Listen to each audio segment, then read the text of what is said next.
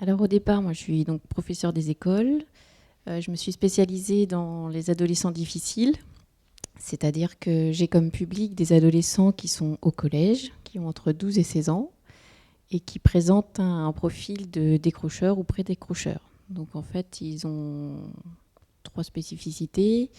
Soit ils sont absentéistes, donc ils ne vont pas au collège.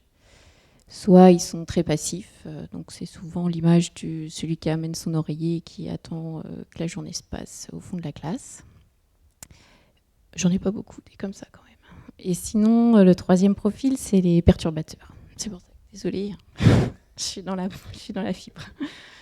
Donc les perturbateurs, c'est ceux qui font les petits malins en classe, dans les cours, dans la cour, dans les couloirs, et souvent pour qui on dit c'est soit conseil de discipline, donc soit tu es exclu, soit tu vas en classe relais.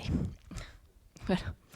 Donc moi, je les récupère, voilà, et j'essaie de leur trouver une voie qui leur permet de continuer la scolarité, parce que l'obligation scolaire est jusqu'à 16 ans, et d'essayer de trouver la meilleure formation scolaire, pré-professionnelle et pourquoi pas professionnelle. Voilà. Donc moi j'accueille des jeunes par session, au maximum 12 dans ma classe. Je suis aidée déjà par un assistant d'éducation qui travaille à temps complet avec moi, et aussi par une éducatrice de la protection judiciaire de la jeunesse, donc, qui relève du ministère de la Justice. Moi, mes jeunes, je les accueille donc du lundi matin au vendredi après-midi, sur des heures dits collège, quoi. Voilà, je me garde quand même le vendredi après-midi pour rencontrer leurs principaux, parce qu'ils ne sont pas tous de mon collège. Donc moi, la classe relais est basée en fait au collège Le Braz à Saint-Brieuc, à côté de la gare. Donc c'est assez stratégique parce qu'en fait, je travaille avec 14 collèges du bassin de Saint-Brieuc et 4 lycées professionnels. Parce qu'en lycée professionnel, il y a aussi des collégiens avec la 3e pré-apprentissage. Et donc moi, mon secteur va de Erquy à Plérin et de Saint-Quay à Quintin. Voilà. Donc j'ai des jeunes collégiens qui peuvent venir de partout, du bassin. Voilà, et donc ces jeunes, j'essaie de leur redonner goût au scolaire, au travail, à avoir un objectif pour, pour aller à l'école, en fait. Et donc on essaie de les remotiver.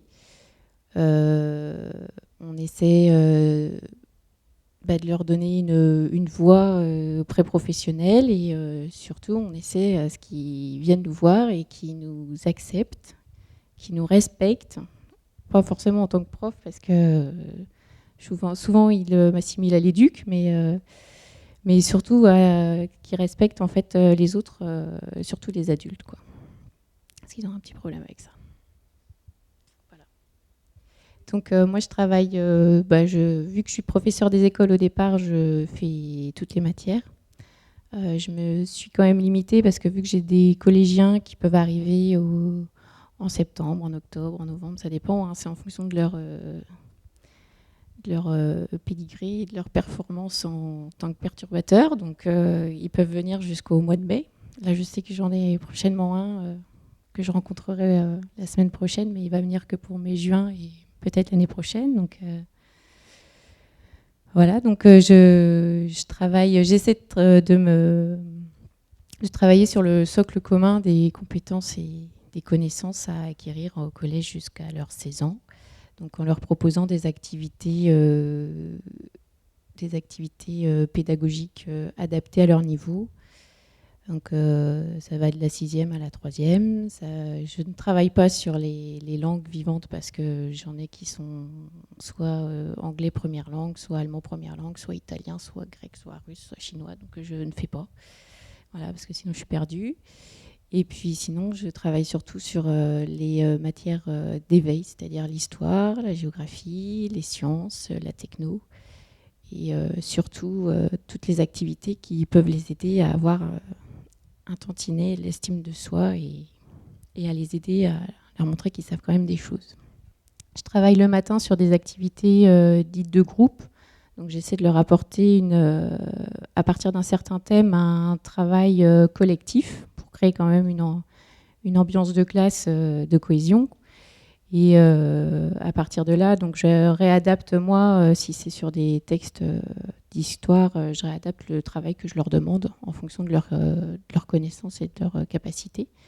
Et l'après-midi, par contre, je fais un gros travail individuel. Donc ils savent que quand ils viennent, ça va être sur des maths proportionnalité quatrième, ou il y en a un autre qui aura de la géométrie pour troisième, ou de la préparation au brevet, ou surtout en ce moment, ou de la préparation au brevet pro, parce qu'ils viennent aussi avec leur propre projet. Donc, et j'en ai d'autres aussi qui sont là aussi pour juste rédiger un CV et puis appeler les entreprises et faire de la recherche pour préparer l'année prochaine aussi, quoi. Parce que le but, c'est qu'ils partent de ma classe, puisque c'est une classe relais. Et ben aujourd'hui, on a commencé... c'est une journée type encore extraordinaire, quoi. Donc non, on travaille de 8h45 à 9h30 ce matin. On a travaillé sur de l'histoire, parce qu'on est à fond sur la Seconde Guerre mondiale. Donc avec des textes de témoignages, avec des lectures de témoignages, avec un début de préparation pour aller voir les plages du débarquement. Donc j'essaie aussi de les faire participer au projet, parce que si je leur impose les projets, de toute façon, je sais que ce jour-là, quand je vais leur demander de venir un petit peu plus tôt, j'aurai personne devant moi, donc ça ne servira à rien de partir. Voilà. Et puis ensuite, on est allé à la patinoire. Voilà, pour le côté EPS. Et ensuite, parce que j'ai aussi une classe un peu spéciale aussi, on a fait une partie de jeu de société pour créer une cohésion. Voilà, il y a toujours un objectif derrière pédagogique. Donc, et puis cet après-midi, l'emploi du temps est aussi personnalisé. Donc j'en ai certains qui arrivent à 1h, j'en ai d'autres qui arrivent à 14h, j'en ai d'autres qui repartent à 3h, j'en ai d'autres qui repartent à 4h. Donc vraiment, là, cet après-midi, il y en avait certains qui étaient en mathématiques, d'autres qui étaient en rédaction de récits fantastiques, d'autres qui étaient en préparation de maquillage pour un travail d'art plastique et création d'une exposition sur des photos d'horreur. Voilà. Et puis, j'en ai un autre qui était en début de rédaction de CV avant qu'il claque la porte. Voilà. Pour une journée type. J'ai évité une baston entre deux, et puis j'en ai d'autres qui a terminé son rapport de CFG, certificat de formation générale. C'est géré par l'Éducation nationale. Donc il y en a 2 sur le département. Donc moi, je suis recrutée en tant que professeur des écoles spécialisée. Et mon collègue qui a la 2e classe relais, donc qui est à Guingamp, il est PLP, professeur des lycées professionnels, et spécialisé aussi avec le 2CASH. Donc moi je suis professeur, donc j'ai 3 heures par classe, donc pour faire un programme d'histoire, de géographie et d'éducation civique. En général, en collège, on enseigne sur l'histoire géo 2 ou 3 niveaux, ça dépend de l'organisation interne. Donc voilà. On a 18 heures de présence par semaine, mais bon, si je vous parle un peu d'une journée type, vous verrez que c'est un petit peu plus.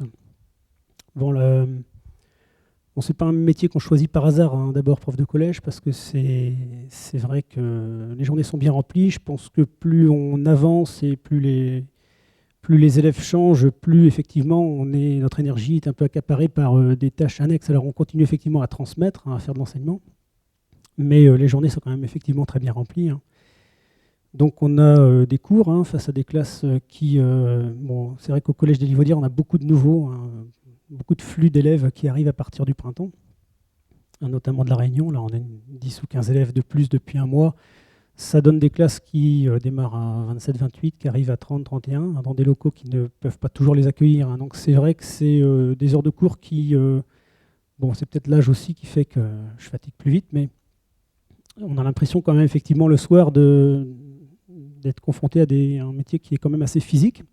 Alors pas physique au niveau des tâches, mais au niveau, je dirais, de l'énergie dépensée pour la transmission de la matière. Donc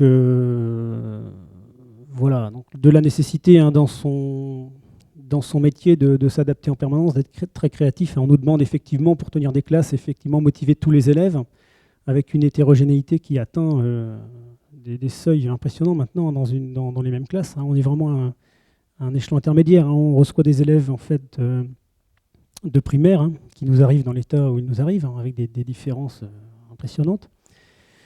On les envoie ensuite, nous, effectivement, aussi à d'autres structures, comme on peut.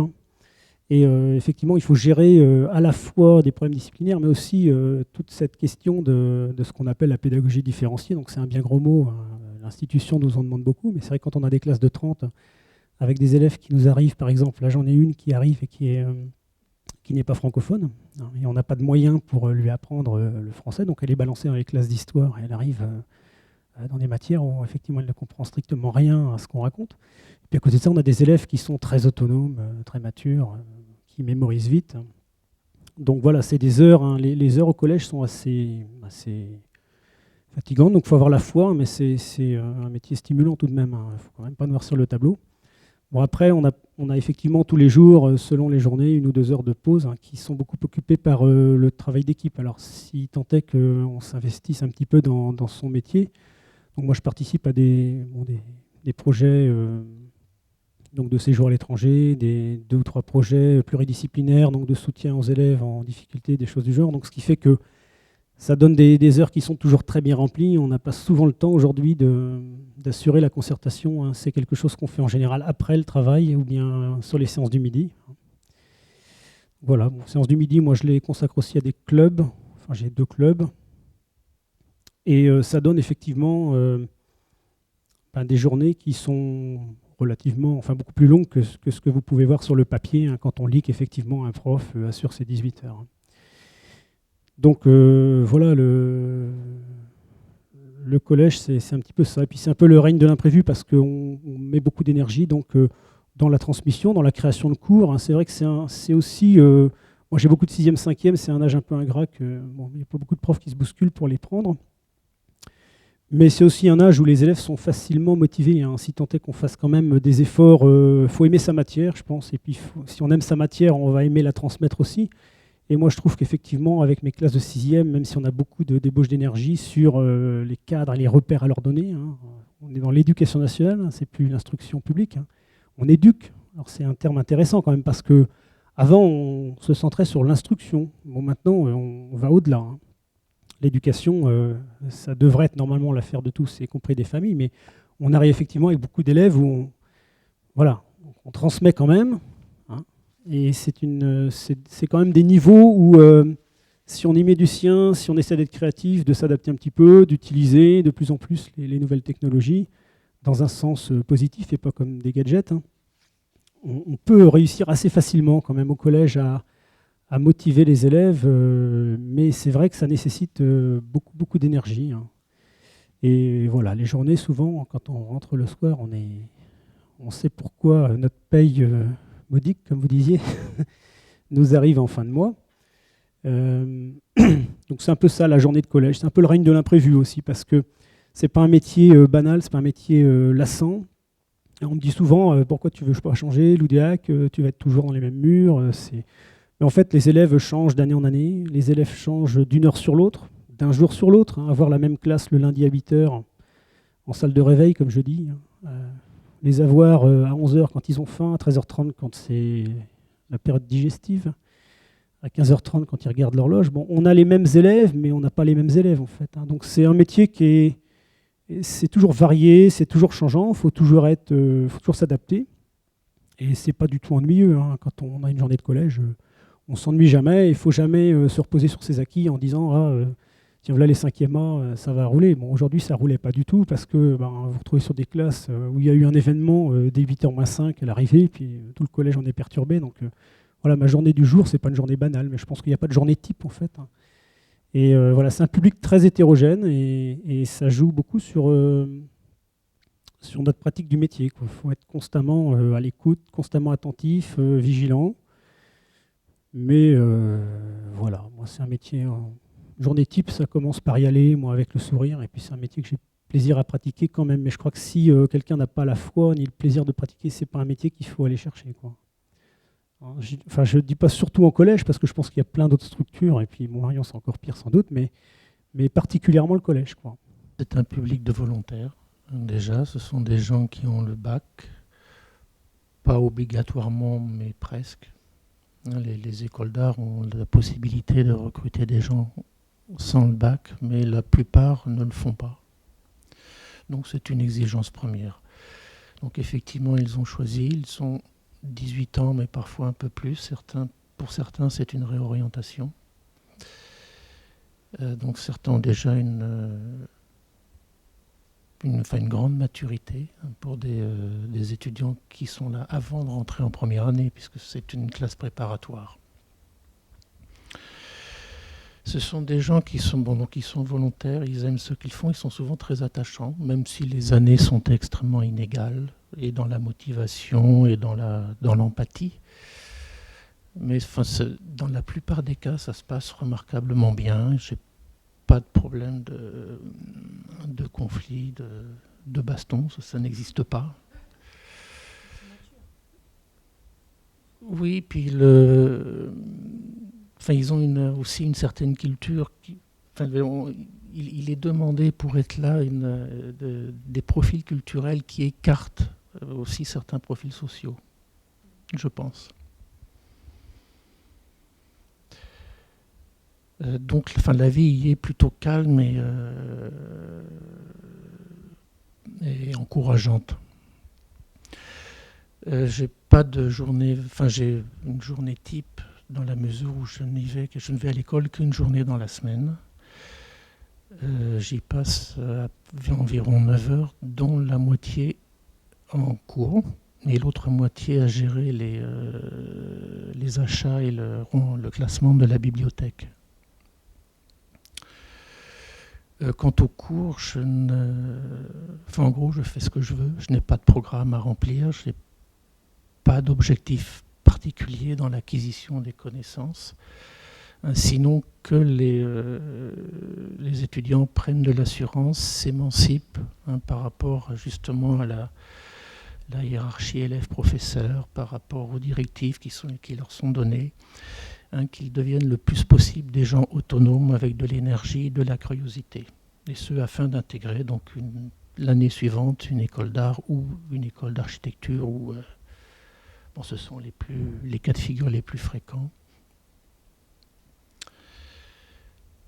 Puis, dernière chose, on ne choisit pas d'être enseignant dans une école d'art. On le devient, mais à aucun moment ça n'est un projet professionnel. Il n'y a pas de formation pour ça. On entame une formation artistique qu'on mène à son terme ou pas. Éventuellement, on devient artiste et parfois la nécessité ou l'opportunité fait qu'on devient enseignant dans une école d'art. Mais bon, ça n'est jamais un projet professionnel. Mais donc, il n'y a pas de formation pour ça, ça n'existe pas.